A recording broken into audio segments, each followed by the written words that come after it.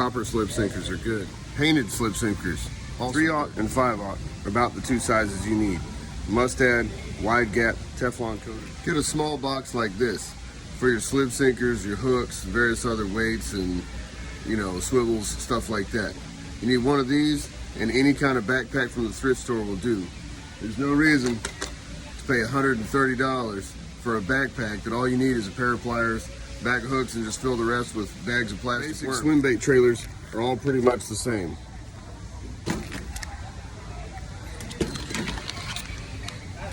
They're all pretty much the same. So it doesn't really matter which one you go with. What matters is depth, speed, size, action, color, just like End Fisherman taught you. So when you're putting together a swim jig, you need the right color, yes, but you need to be moving at the right speed and at the right depth. That's really more important than what brand of swim bait trailer you Shad tend to be whitish and more silver. Bluegill tend to be a little more gold and bronze. So if you're gonna go with a couple of colors, that color right there is a good one. This color right here is a good one. Said before, dip and dye is one of those things that you should have, particularly if you use a lot of soft plastics like I do. And if you use fish a lot of shallow water, you're probably using a lot of soft plastics. Now, these things last forever, so don't be thrown off by the $6 or $7. If you're gonna go with dipping dyes, there's a few colors you gotta have. Chartreuse you gotta have, blue you gotta have, and red you gotta have. There's obviously Spike, it makes lots of different colors, but those you gotta have. So chartreuse, and the reason why is because if you look at bluegill underwater, their little tail and fins actually look sort of chartreuse in the water. It's like kind of yellow-green with light shining through it. It kind of glows a little bit. Now that's a real trigger for bass. Blue, they call bluegill for a reason, particularly if you do like I do on longworms where you dip the nose of the bait. I do that a lot with the blue, is dip the nose into blue, because a lot of bluegill do have like bluish sort of scales and some bluish tint to the side of their head, and also a nice big rich dark blue dot on the side of their head and on the gill flap. And a lot of times bass cue on that. And of course red, that's the color of blood, okay? So anytime a predator sees blood like that, or gills flaring out, things like that, it makes it look like that animal or that lure is sick, wounded, dying. Do fish scents and fish attractants, spray fish attractants actually work?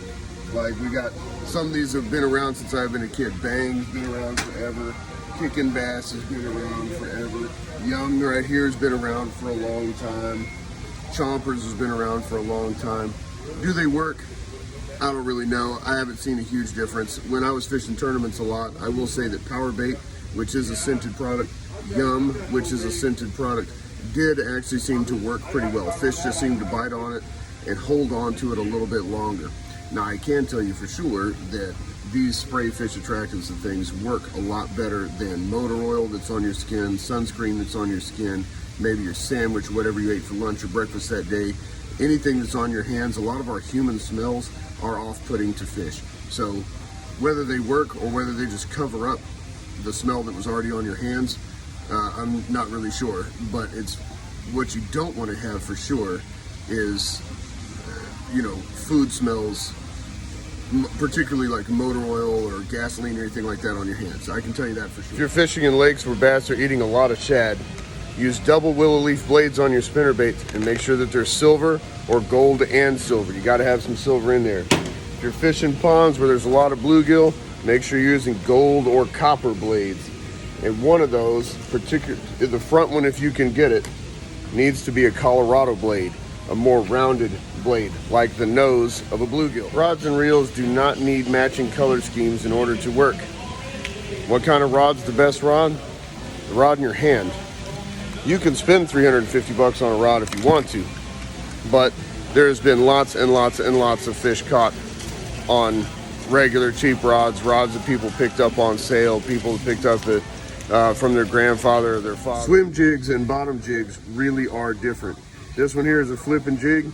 Notice that the head is shaped different and the eyelet is at a different angle than the swim jig, this one right here. Swim jigs and bottom jigs really are different and are fished completely differently. Before you get into jigs, you need to check out some videos on how to use those. Eventually I'll be making one, but I'm not gonna make them right now because now's not the right time for it. I catch the most fish on jigs in the spring coming out of the winter you know, when fish are getting ready to move up and spawn. I catch a lot of fish there, and in the fall is where I catch the most fish on jigs. That's because I either fishing out of a kayak or on a bank, and I also fish ponds. Jigs are one of those things you can use all year round, so you got to have some in the box and know how to. This thing is called a chatterbait. Keep in mind, it does not actually chatter. There's a metal blade on the front that goes like this, and it causes the jig and swim bait trailer behind it to have this kind of hip side to side action, and there's a little bit of flash and vibration off the blade. There isn't actually a chattering sound. It is a type of blade bait or vibration bait, okay? And so you're gonna throw it out there and pull it back in. I like to move chatterbaits pretty quickly. I like them to be very similar to the way I use spinnerbaits and the way I use swim jigs. They're all very similar in how you use them. There's a little bit different flavors, a little bit different vibrations. It's nice to have one swim jig, one good chatterbait, and one good spinnerbait, and then at the time of year that's appropriate, pick one of those three, and they'll be queuing on one of those, like particularly in the springtime. The chatterbait's going to be a little more vibration, a little less flash. Spinnerbait's going to have a little less vibration, a lot more flash, that sort of thing. Swim jig's not going to have any flash to it at all, only a little bit of vibration from the tail. It's just going to be a bigger profile, but a lot more subtle in the water. In spinnerbait fishing, there's lots and lots of colors, and there's a lot of dark colors. Dark colors have their place, particularly in the fall. But here's what I want you to focus on, particularly if you're on a shoestring budget. If you can only afford a couple of spinnerbaits, these are the colors you need. White, some combination of white and chartreuse, some combination of blue and chartreuse. This one's my favorite color. It's blue, white, and chartreuse, and it has mixed blades. I like mixed blades, gold and chrome, right, or silver, all right? That's what I like. A lot of spinnerbaits that you see on the market have painted blades like these. Trying to think of some others. I don't see a whole lot of like things like this. In different parts of the country, you'll see bright, hot pink blades and hot chartreuse blades and these painted metal flake, or sometimes you even see like these midnight specials that have hammered or textured blades. Those all have a specific purpose, and it's muddy water, okay? So if you fish a lot of muddy water, you might want to have a couple of those on stand. This thing is called a buzzbait.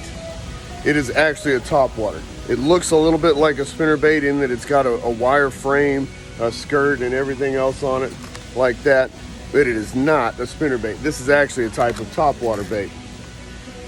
You can have like triple blades like on that one. You can have big double blades. You have really big double blades like this huge booyah bait right here. And there's multiple frames and all sort of other different stuff. Now, with buzz baits, I like a big bait.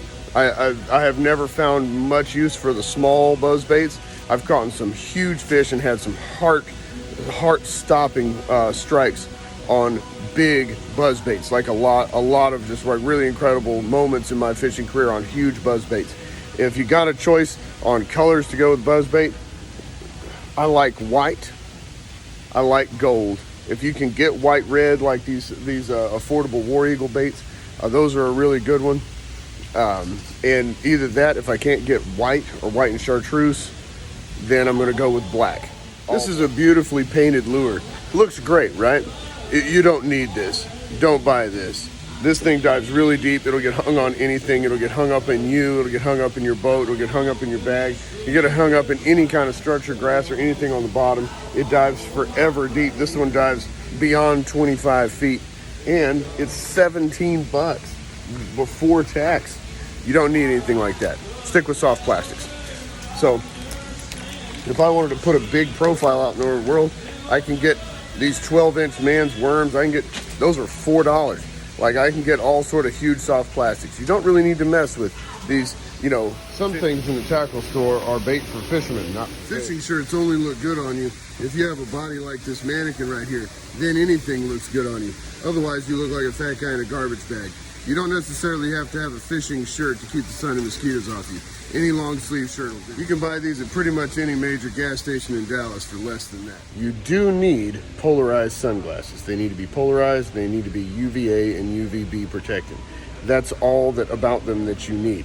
These were $20 at a CVS. Those are $300. Some of these are more than that.